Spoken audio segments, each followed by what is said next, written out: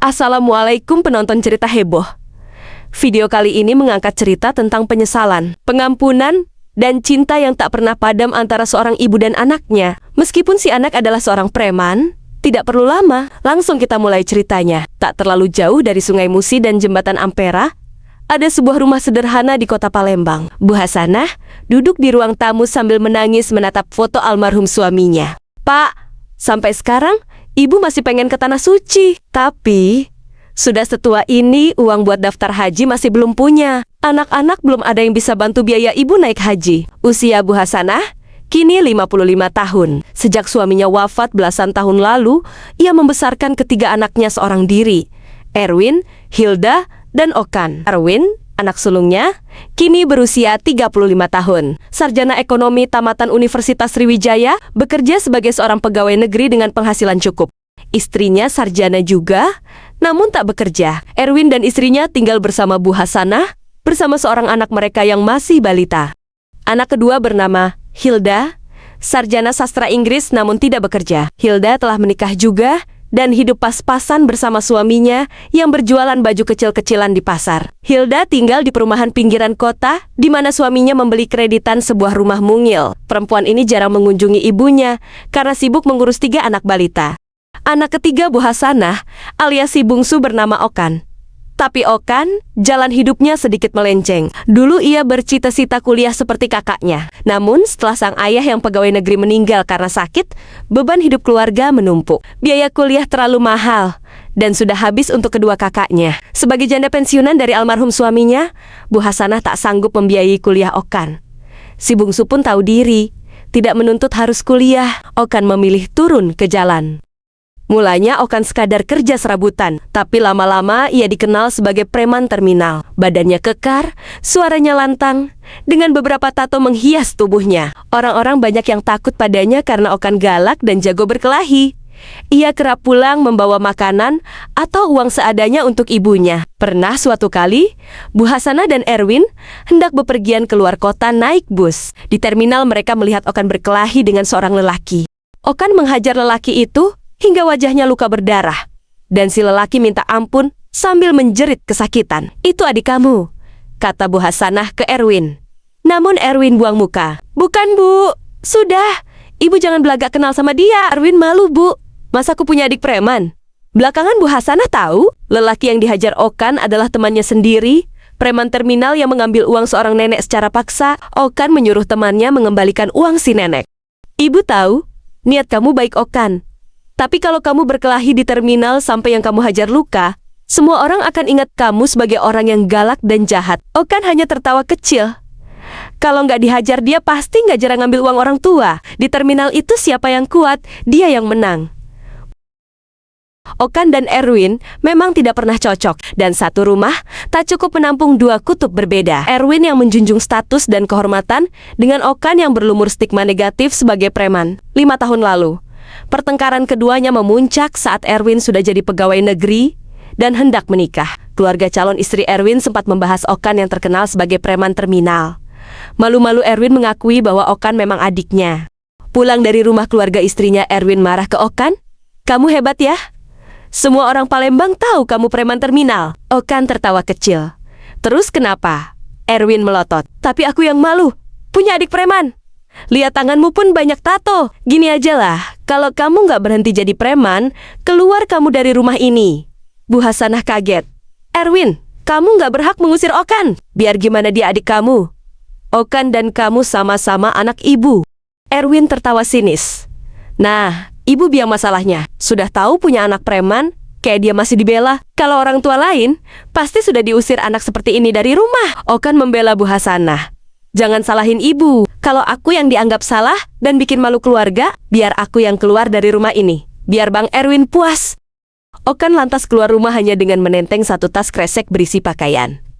Bu Hasanah menangis memohon. "Jangan pergi, Okan. Walau bagaimana kamu tetap anak ibu. Ibu sayang sama kamu." Okan terdiam mendengar itu. Matanya berkaca-kaca, tapi lelaki bertubuh kekar itu tetap pergi dari rumah orang tuanya. Kemudian Okan mengontrak rumah kecil di gang belakang terminal. Setahun kemudian ia menikah dengan seorang janda muda. Mereka punya 1 anak, hidup sederhana, dan Okan tetap jadi preman terminal. Siang itu udara kota Palembang cukup terik, bahkan riak gelombang Sungai Musi yang luas di tengah kota Palembang seolah memantulkan sinar matahari yang ganas. Okan melihat seorang ibu setengah baya dengan anak perempuannya yang cantik membeli karcis bus di terminal. Saat ibunya di dalam toilet dan anak gadisnya menunggu di luar, seorang pemuda melecehkan gadis itu. Gadis itu menjerit marah, namun si pemuda malah tertawa dan terus melecehkannya. Okan melihat itu dan menghajar si pemuda hingga wajahnya berdarah. Masalah tidak berhenti sampai situ. Ternyata pemuda yang dihajar Okan adalah seorang anak pejabat daerah. Okan pun dipolisikan, ditangkap, dan dipenjara. Kejadian ini banyak dimuat di media lokal saat itu. Bu Hasanah menangis mengetahui kabar itu. Ibu mau nengok Okan di penjara. Namun Erwin murka mendengarnya. Bu, jangan besuk dia. Malu kita, malu. Tangis Bu Hasanah tumpah. Dia tetap anak ibu, Win. Kalau Okan salah, ibu juga salah. Karena ibu yang gagal membesarkannya. Meski Erwin melarang, Bu Hasanah tetap membesuk Okan. Setiap minggu, Bu Hasanah datang ke rumah tahanan, membawa makanan. Okan suka sekali pindang ikan patin buatan ibunya. Lemanian masakan ibu. Terima kasih, Bu, kata Okan. Ia tahu ibunya tetap sayang padanya. Sambil menangis, Bu Hasanah menatap mata anaknya. Ibu sebenarnya nggak pernah suka lihat kamu jadi preman. Perasaan bersalah sebagai orang tua bikin dada ibu sesak kalau ingat kamu. Mau sampai kapan kamu tobat, Okan? Nggak bisa hidup kamu terus begini. Ibu makin tua, bisa mati kapan aja. Mungkin ibu mati sebelum bisa naik haji. Okan hanya diam. Tapi malam-malam di sel tahanannya mulai diisi renungan. Okan ingat masa kecil dipeluk ibunya saat demam, saat digendong ke puskesmas karena patah tulang jatuh dari pohon jambu. Ia ingat ibunya menahan lapar agar ketiga anaknya bisa makan. Hingga suatu malam, Okan menangis sendirian. Ia menyesali apa yang dilakukannya sudah membuat malu keluarga. Hari-hari di dalam penjara adalah jam waktu yang melambat bagi Okan. Tapi tak disangkanya, sebuah kunjungan mengubah arah hidupnya menjadi baik. Seorang pria berkopiah putih dengan janggut tipis dan mata teduh datang menjenguk. Ia ditemani seorang wanita setengah baya berhijab. Okan bingung melihat kedua orang itu. Saya Pak Rahman, ini istri saya Bu Murni. Kami kesini karena ingin berterima kasih. Barulah Okan ingat ibu itu di terminal. Kalau anak gadis yang bersamanya dilecehkan orang. Kami ingat betul, anak saya hampir jadi korban pelecehan di terminal. Anak pejabat itu mabuk, berbuat tidak pantas ke anak saya. Orang lain cuma nonton.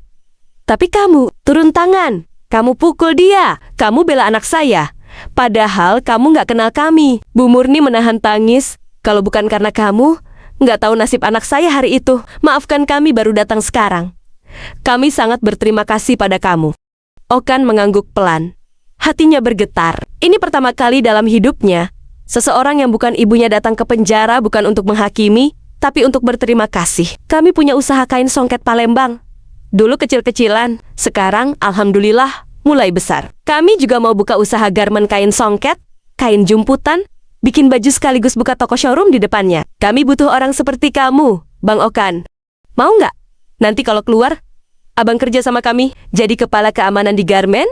Okan menatap Pak Rahman penuh ragu. Saya mau, Pak, tapi saya mantan narapidana. Pak Rahman tersenyum bijak. Kami butuh orang jujur yang berani, bukan orang yang sempurna. Kami percaya kamu bisa diandalkan. 6 bulan kemudian, Okan menghirup udara bebas. Ia disambut oleh Bu Hasanah dengan peluk hangat dan air mata. Okan mendatangi usaha garmen milik Pak Rahman. Ternyata usaha itu lebih besar dari yang Okan kira. Ada tempat pembuatan kain, ada tempat penjahitan baju, ada toko dan showroom yang menjual kain dan baju jadi. Karyawannya puluhan orang. Omset usahanya pun bisa puluhan hingga ratusan juta per hari. Okan kini mengenakan seragam satpam. Baru sebulan bekerja, dia sudah menangkap beberapa karyawan yang ketahuan mengambil dan menjual produk diam-diam. Sebagai kepala satpam, Okan menjaga usaha garmen itu dengan sungguh-sungguh. Pak Rahman senang. Tak ada karyawan yang berani macam-macam setelah Okan jadi kepala satpam. Karena gajinya naik, Okan pun mulai berani beli rumah secara kreditan di pinggiran kota Palembang. Yang mengejutkan, Okan kini rajin ke masjid, salat 5 waktu, bahkan sering jadi muazin. Suaranya bagus dan lantang saat menyerukan azan. Pak Rahman dan istrinya makin percaya, kamu benar-benar berubah. Kamu bukan lagi Okan yang dulu. Hingga suatu siang, saat Pak Rahman hendak ke bank, membawa uang setoran ratusan juta rupiah dalam tas, Okan menyupiri mobil bosnya, mengantar. Di jalan sepi sebuah lampu merah, ada 2 motor dengan 4 orang berboncengan pakai helm mendekat. 4 orang itu memepet mobil. Salah satu pelaku memecahkan kaca mobil dan menarik tas Pak Rahman. Okan langsung turun dari kursi kemudi. Ia menghajar pelaku sambil meneriaki mereka. Keempat orang itu kaget karena Okan menghajar mereka dengan ganas. Salah satu penjahat menodongkan pistol. Sigap Okan menendangnya tanpa ragu. Orang yang lain menyerang Okan pakai pisau. Sementara yang lain merebut tas Pak Rahman. Okan bergulat dengan orang yang membawa pisau. Pisau menggores tubuh Okan. Namun ia berhasil menjatuhkan pelaku dan merebut tas uang. Orang-orang berdatangan ke lampu merah. Para pelaku yang ketakutan dihajar massa segera kabur. Pak Rahman sangat panik, tapi uangnya selamat. Kenapa kamu nekat, Okan? Mereka berempat kamu lawan sendirian. Kamu bisa mati, seru Pak Rahman. Lebih baik luka daripada kehilangan amanah. Pak, jawab Okan sambil meringis. Okan dibawa ke klinik. Lengannya dijahit 8 jahitan. Setelah Okan sembuh dan kembali bertugas, Pak Rahman mengajaknya bicara. Waktu itu saya bawa uang ke bank buat menggenapi setoran haji. Saya dan istri memang sudah lama niat mau haji ONH+. Tapi kami putuskan, kamu dapat bonus dan kami mau ajak kamu naik haji. Ini hadiah dari kami, karena tanpa kamu, uang itu bisa hilang. Nyawa saya pun bisa melayang. Okan sampai mulutnya menganga, kaget. Beberapa detik kemudian, ia berkata, "Terima kasih, Pak. Terima kasih. Saya terima hadiah itu, tapi saya mohon, izinkan hadiah naik haji itu untuk ibu saya. Sejak kecil, saya cuma bisa ngerepotin ibu dan membuat malu keluarga. Kalau ibu saya naik haji, saya senang bisa mewujudkan mimpinya. Saya merasa hidup saya ada gunanya untuk ibu." Pak Rahman terdiam, lalu tersenyum penuh haru. "Ternyata kamu mantan preman yang sayang ibu. Kalau begitu, saya daftarkan haji atas nama Bu Hasanah. Tapi kamu harus janji, suatu hari nanti kamu juga harus ke sana." Okan mengangguk, matanya basah. Suatu sore, saat matahari hampir tenggelam di bayang-bayang Sungai Musi, Okan datang ke rumah ibunya. Erwin dan istrinya menatap Okan datang dengan penuh curiga. "Bu," Okan mencium tangan ibunya yang mulai keriput. "Ibu masih mimpi naik haji kan?" Bu Hasanah mengangguk. "Pastilah, Nak. Tapi itu mimpi semua orang tua. Nggak semua bisa kesampaian." Okan menarik sebuah amplop coklat dari dalam jaket. "Ini, Bu, ibu sudah didaftarkan naik haji ONH+ sama bos aku. Tahun depan ibu berangkat haji." Air mata Bu Hasanah mengalir deras. "Terima kasih, Okan. Terima kasih banyak." Bu Hasanah memeluk anaknya. Erwin dan istrinya terdiam melihat itu. Setahun kemudian, Bu Hasanah tiba di Tanah Suci. Ia menangis berlinang air mata ketika masuk ke Masjidil Haram, lantas melihat Ka'bah tepat di depan matanya. Rasanya tak percaya kalau ia sungguhan tiba di Tanah Suci. Tangisnya tumpah, deras seperti air Sungai Musi di kala hujan. Tangis itu bukan karena luka, bukan karena malu, tapi karena doa yang ia panjatkan selama bertahun-tahun, akhirnya dikabulkan dengan cara yang paling tak disangka, melalui anak yang dulu dianggap gagal. Di depan Ka'bah, air mata Bu Hasanah mengalir deras. Tak henti ia berzikir dan mengucap Alhamdulillah. Tak lupa ia mendoakan semua anaknya, terutama Okan yang sudah bisa membuatnya naik haji. "Alhamdulillah, ya Allah, terima kasih banyak. Aku bangga dan senang dengan semua anakku." Sekarang Erwin, Hilda dan Okan jadi rukun. Okan bertambah baik, sudah punya rumah, dan mulai nyicil beli mobil sendiri. Dia juga yang membuatku bisa naik haji, hal yang dulu seperti mimpi yang sulit kujangkau. Lindungi semua anak, menantu dan cucuku ya Allah. Jadikan kami semua orang baik yang bahagia hidupnya dunia akhirat. Semoga Okan juga bisa segera naik haji agar hidupnya jadi lebih baik lagi. Amin. Penonton cerita heboh, demikianlah video kali ini. Jangan lupa like, komen dan subscribe. Apalagi kalau Anda punya pengalaman unik tentang haji. Sampai jumpa di video berikutnya.